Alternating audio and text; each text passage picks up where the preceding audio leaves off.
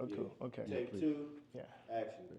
Brother, we're here at the Greater Washington Urban League. Yes, sir. And I'm here because of the Black Fathers Blueprint. Yes, sir. Everyone is talking about it. Our Mayor of Washington, D.C., Mayor Yes. Bowser, is also talking about it. Yes. Tell us your name, Yes. your title, and then tell us about this amazing father initiative that you all are changing lives with. Very good. My name is Chris Beard. I'm the Senior Program Manager for the Black Fatherhood Blueprint.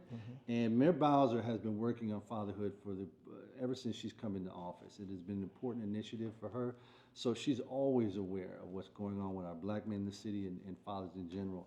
For her to step up and recognize the important work that we're doing here in fatherhood and trying to change the lives of black men and families is an incredible endorsement of the work that we're doing here at the Greater Washington Urban League.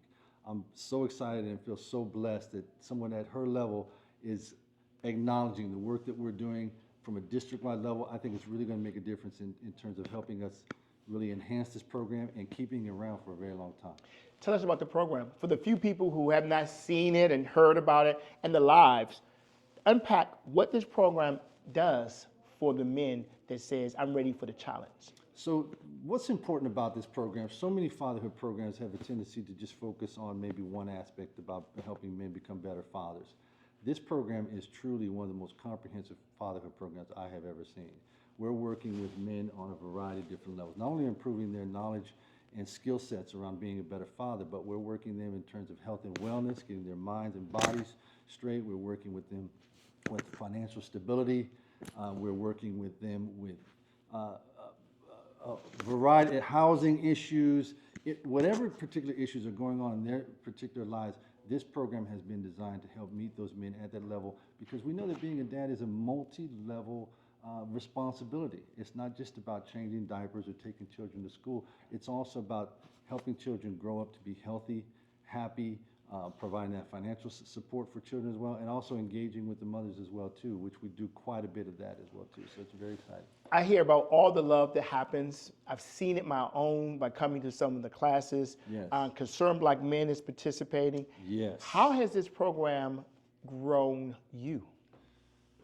It's a very good question. I've been working in fatherhood for over 25 years. I worked on the national level and the local level, from the federal level to local nonprofits. This program here is without a doubt the most comprehensive fatherhood program I've ever worked on. And for me, I think it is such a joy to be, again, working in the nation's capital, helping to build a program that we truly hope will be a blueprint for the entire country on how to come into urban settings, work with fathers who have a variety of different issues that they're struggling with, and helping them take the rightful place in their families as leaders and as providers and as caregivers for their children. It has been gratifying for me. I love working here at the Greater Washington Urban League. We are truly a family, and I go home every day literally with a smile on my face, and I know it sounds corny, but I love coming to work on this. It really helps to lighten my heart because it's part of a life mission for me. Part of a life mission. And that leads me to my next question. When you think about the major goal of this the major goal of not just the organization, of the program, Yes. what would you say it is of the program?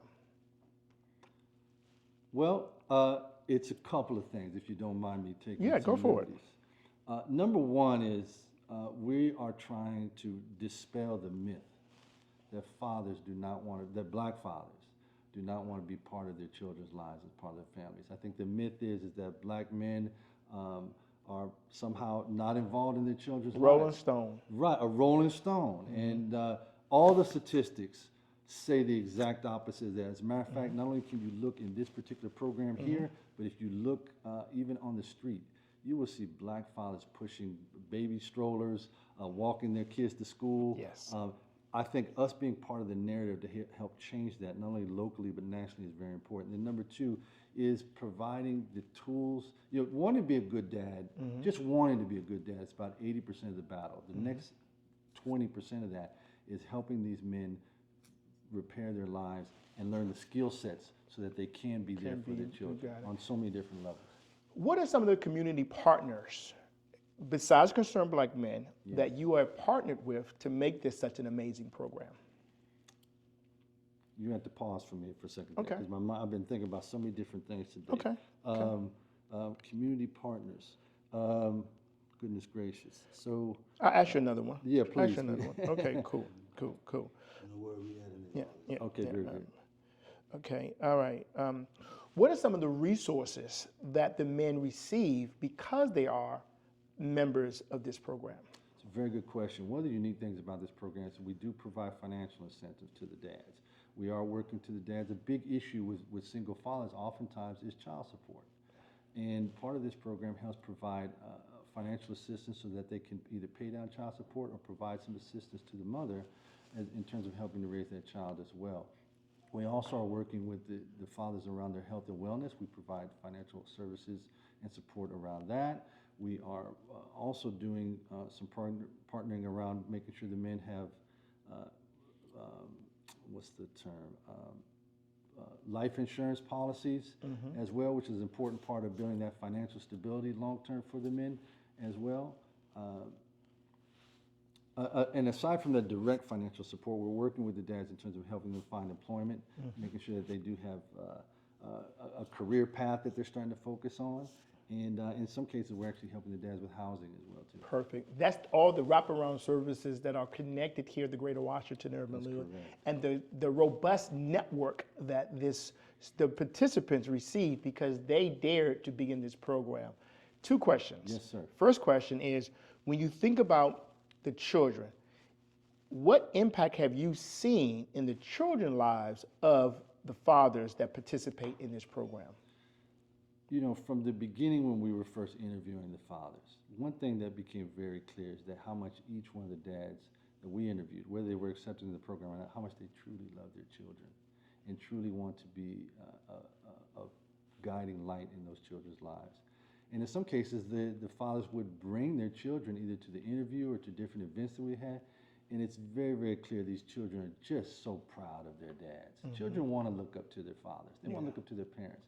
And when they see their dads coming, we put these men through a lot. They're coming here 2-3 times a week on weekends and evenings. And I can tell you from the faces I've seen of the children who have come here to support their dads, it's absolute joy because they know their dads are doing this specifically for them. A lot of times, our mothers see things in us that men, we can't even see in ourselves. What message to those mothers that you would like to say on behalf of the men who've come through this program? It's a beautiful question because I think fatherhood, unfortunately, for many years only focused on helping the dads and talking to the dads and communicating to the fathers. I think we realized through the years that the women need to be a part of the process because they're the ones oftentimes in custody of the children. That encouragement, let me just tell you a quick story. Yeah. During our induction ceremony, when we were in our first cohort bringing the men into the program, we had all the men, 16 men there, and many of them invited their significant others there. And as the men were taking the oath to commit themselves to this program, if you panned around the room, you would have seen almost women at the verge of tears because they want their men to be successful. And they just know that their men just need a little bit of help. And this is another myth that we just want to destroy, is that the black family is strong. These women want their men to be successful. Yes. They just need a little bit of help. I think what someone used to say, they need a hand up, not a hand out. Got it. Last question. For those who want to be a part of the next, I know that the men are graduating and they become alumni and stay around, but for those new men who need to be welcomed to this program, how do they get connected?